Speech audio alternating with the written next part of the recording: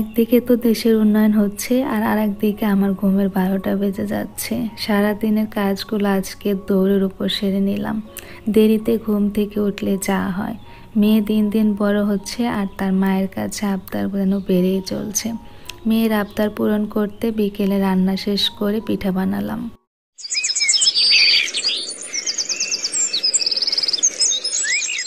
আসসালামু আলাইকুম, কেমন আছেন সবাই? আশা করছি কাছে দূরে দেশ এবং দেশের বাহিরে যেখান থেকে আমাকে দেখছেন সবাই ভালো আছেন। আলহামদুলিল্লাহ, পরিবার নিয়ে আমিও বেশ ভালো আছি। আরও একটি ডেইলি ব্লগ নিয়ে আপনাদের মাঝে চলে এসেছে আমি কেয়া। আশা করছি আজকের ব্লগটা শেষ পর্যন্ত আপনারা আমার সাথেই থাকবেন। আজকে সকালে ঘুম থেকে উঠতে অনেকটা লেট হয়ে গেছে। ঘুম থেকে উঠেই দেখি 7টা বেজে গেছে। তো কি আর করা, তাড়াহুড়া করে ঘুম থেকে উঠে ভাবছিলাম মেয়েকে স্কুলে পাঠাবো না, তো আবার দেখলাম যে না, শুক্র শনি এমনিতেই ছুটি থাকবে। যাই হোক, আজকে হচ্ছে তাড়াহুড়া করে দেখি কিছু একটা করে ওকে পাঠিয়ে দেই। তো ওকে হচ্ছে আগে রেডি সেডি করে ওকে খাইয়ে স্কুলে পাঠিয়ে দিয়েছি। তবে আজকে আর ওকে টিফিন দিতে পারি নাই। ভাবলাম যে টাকা দিয়ে দেই, হয়তো বা কিছু একটা কিনে খেয়ে নিবে। ও স্কুলে চলে যাওয়ার পর তারপর আমি হচ্ছে অফ ক্যামেরাতে নাস্তাটা রেডি করে নিয়েছি আর এখন আরামায়েশ করে বসে নাস্তাটা করে নিচ্ছি। কালকে হচ্ছে সবজি রান্না করেছিলাম অনেক রকমের সবজি দিয়ে। তো সেই সবজির সাথে রুটি খাবো না বা পরোটা খাবো না, এটা কি করে হয়? তো এই কারণে পরোটা বানিয়ে নিয়েছি আর এখন আরাম করে খেয়ে নিয়ে তারপরে সংসারে কাজে লেগে পড়বো। ভিডিও শুরুতেই আমার প্রিয় আপু, আন্টি এবং আমার ছোট ছোট সোনামণিদেরকে মনে করে দিচ্ছি, যদি আপনারা ভিডিওটি ক্লিক করে থাকেন আর এই পর্যন্ত দেখে থাকেন তাহলে প্লিজ একটা লাইক দিয়ে ভিডিওটি কন্টিনিউ করবেন। আপনার এই একটা লাইক কিন্তু আপনার অজান্তেই আমার অনেক বেশি উপকার করবে।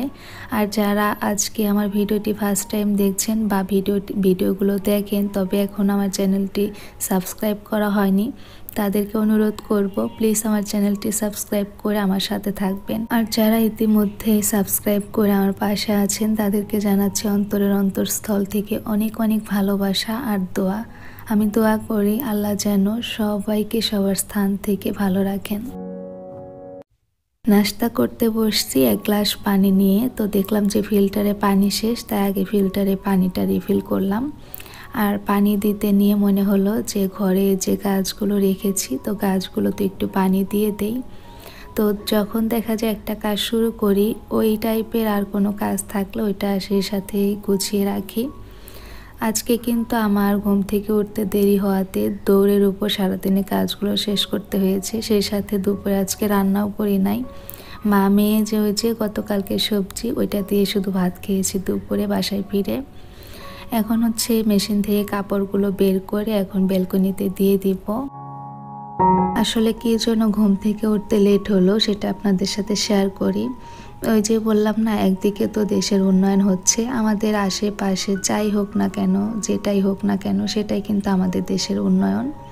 তো ওই যে আমি এর আগে শেয়ার করেছিলাম যে আমার বাসার পাশেই কনস্ট্রাকশনে কাজ চলছে।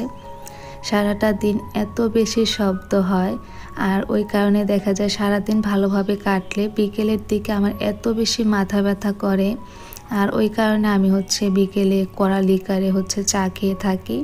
আর ওই কারণে দেখা যায় কি রাতের দিকে আমার খুব সহজে ঘুম আসে না।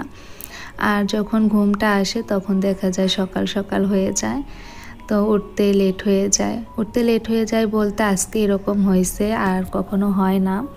কারণ আজকে হচ্ছে আমি তো ফোনে অ্যালার্ম দিয়ে রাখি, অ্যালার্মটা বাজার পর হচ্ছে উঠে পড়ি। আর আজকে আবার অ্যালার্ম যখন দিছে তখন আলিশে উঠে পড়ছে আর ওকে আবার ঘুম পাড়াতে গিয়ে আমি ঘুমিয়ে পড়েছি। আর একদম ঘুম থেকে উঠেই দেখি 7টা 10 বেজে গেছে। তারপর আর কি করা, তাড়াতাড়ি করে উঠে এই যে সংসারে কাজে লেগে পড়েছি। কালকেই ভেবে রেখেছিলাম যে ব্যালকনির চেয়ারটা আর বাবুর হচ্ছে ঘোড়াটা ধুয়ে দিব। তো ওই জন্য যতই দেরি হোক তারপরে ওই কাজটা করে নিলাম, যে করব বলে আর করা হচ্ছে না। এখন এগুলো ব্যালকনিতে দিয়ে দিচ্ছি, বাতাসে হচ্ছে শুকিয়ে যাবে। আর এখন হচ্ছে আরিশ বেলকনিতে থাকতে বেশি পছন্দ করে, ও তো একদমই খেতে চায় না। তো বেলকনিতে যদি নিয়ে বসি তখন দেখা যায় একটু খাওয়ানো যায়। তো এই কারণে আজকে বেলকনিতে যে আরও কিছু ড্রাম আছে এগুলো ভাবছি যে সরিয়ে ফেলবো। কারণ হচ্ছে ওইগুলোতে শুধু হাত লাগায় আর ধুলাবালি পড়ে থাকে, দেখা যায় হাতটা আবার মুখে দিয়ে ফেলে। এই যে এই ড্রামটার কথাই বলছিলাম। তো রান্নাঘরের এই সাইডটা আমি একদম সব কিছু বের করে ক্লিন করে এখানে আবার একটু নতুন করে গুছিয়ে নিচ্ছি, যেহেতু একটা ড্রাম আবার এক্সট্রা হচ্ছে এখানে যোগ হলো। আর এই ড্রামের মধ্যে আমার একটা দরকারি জিনিস রাখছি, তার এখন আর দরকার হচ্ছে না, তবে যখন লাগবে তখন অবশ্যই মানে দরকার হবে। তো অনেক সময় মনে হয় ফেলে দেব, আবার মনে করি যে না থাক, আবার যখন লাগবে তখন আফসোস হবে। তো ওই কারণে ড্রামের মধ্যে উঠিয়ে রেখে দিছি। রান্নাঘরের এই দিকটা একদমই ফাঁকা ছিল, তো এখন এই যে ধীরে ধীরে আবার হচ্ছে ফিল আপ হয়ে যাচ্ছে। বাসার যে কোনো জায়গা ফার্নিচার এই একই অবস্থা, যখন নতুন থাকে তখন ফাঁকা থাকে, তারপর ধীরে ধীরে সেটাতে জায়গায় থাকে না। এখন চলে আসলাম সারাদিন আর ক্যামেরাটা অন করিনি, একদম বিকেলের দিকে। বিকেল বলতে সন্ধ্যা সন্ধ্যা হয়ে গেছে। এই যে আমি চা করে নিচ্ছি, আজকেও একই অবস্থা, কারণ এতটা পরিমাণ মাথা ব্যথা করে, দেখা যায় চাটা না খেলে আমার ভালোই লাগে না। চাটা বানিয়ে খেয়ে নিচ্ছি, আর এদিকে রাতের জন্য হচ্ছে শুধুমাত্র একটা তরকারি রান্না করছি, সেটা হচ্ছে আলু টমেটো দিয়ে ছোটো মাছ চচ্চড়ি করে নিয়েছি। তো চাটা আর আমি বসে খেয়ে তারপর আবার রান্নাঘরে চলে আসলাম।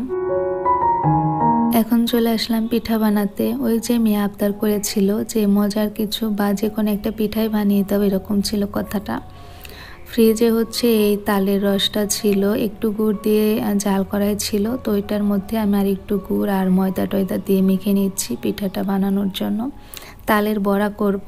ফ্রিজে কিন্তু নারিকেল কোড়াও আছে, তবে ওই যে বের করা হয় নাই, তো এই কারণে আর দিতে পারলাম না, এখন একে একে দিয়ে ভেজে নিচ্ছি।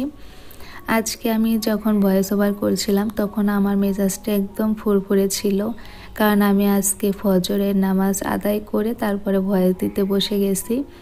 তবে কেন যেন মনে হচ্ছিল যে কথা আটকে আটকে যাচ্ছে, কারণ একদম ঘুম থেকে উঠে কিন্তু কথা বলা যায় না। সারাদিন থাকার পর, সারাদিন কথা বলার পর তখন দেখবেন কথার ধরনটা কিন্তু অন্যরকম থাকে।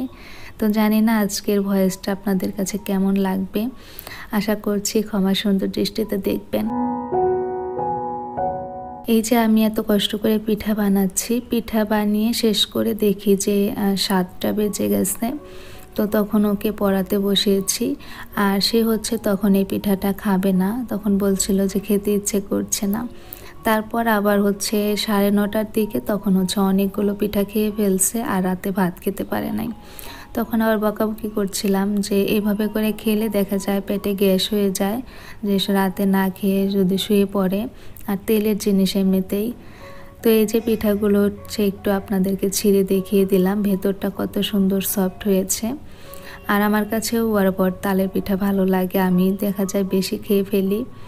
তো আজকে ভিডিও থেকে বিদায় নিব, ইনশাল্লাহ নতুন কোনো ভিডিও নিয়ে আবার দেখা হবে। সবাই ভালো থাকবেন, আমাদের জন্য দোয়া করবেন। আসসালামু আলাইকুম সবাইকেই, আল্লাহ হাফিজ।